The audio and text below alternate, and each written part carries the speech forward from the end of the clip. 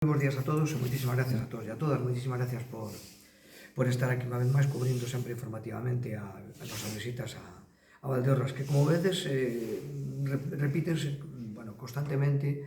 pois eso, sempre digo dando cumplimento a unha promesa, a un compromiso que adquirimos na sesión de investidura, que era que Valdeorras, que ele está lonxana físicamente, tuvera unha presencia constante da Diputación. Hoxe estamos na primeira visita do ano, en mes de xaneiro, na primeira visita regular, oficial, inda que xa estivemos no Botelo e o sábado estaremos na rúa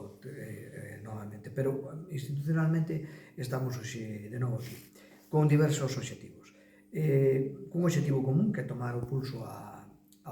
comarca, lóxicamente, e recoller todas as peticións de axuda, colaboración, de promoción, en definitiva, que nos fan. Concretamente, iniciamos a xornada cunha celebración dun comité executivo do Consorcio de Augas, absolutamente necesario, porque supuxa a contratación de persoal que sabemos que é moi necesario para desenvolver as labores que ten encomendadas ao Consorcio. E agora seguimos con varias entrevistas con representantes da sociedade valdeorresa, neste caso. Vamos agora ca Fundación Florencio Gurregrán, coa que temos xa un contacto continuado no tempo, que vamos a, lóxicamente, escoitar as súas propostas e, unha vez máis, colaborar, como vimos facendo dende sempre, nunha fundación que, no ámbito da cultura, é señeira da comarca de Valdeorras. Logo temos o Centro Comercial Aberto do Barco, pois tamén outra institución, a entidade ca que colaboramos, efectivamente, e que axudamos a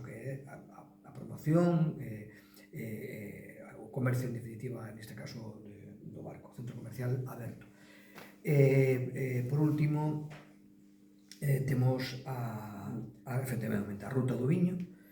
que neste caso tamén é unha colaboración que xa é continuada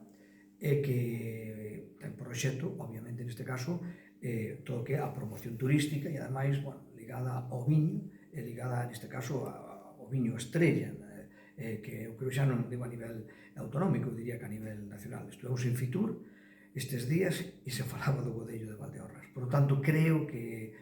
hai moito que facer e moito que axudar e continuaremos así. Así que, como vemos, como vedes, desde traballo administrativo necesario como é o Consorcio de Augas, seguindo por o eido cultural como a Fundación Florencio Gurregrán, seguindo por o ámbito comercial e rematando no ámbito turístico, son algunhas dos sectores que hoxe mesmo vamos a tratar, además de outras xa máis informales, cas que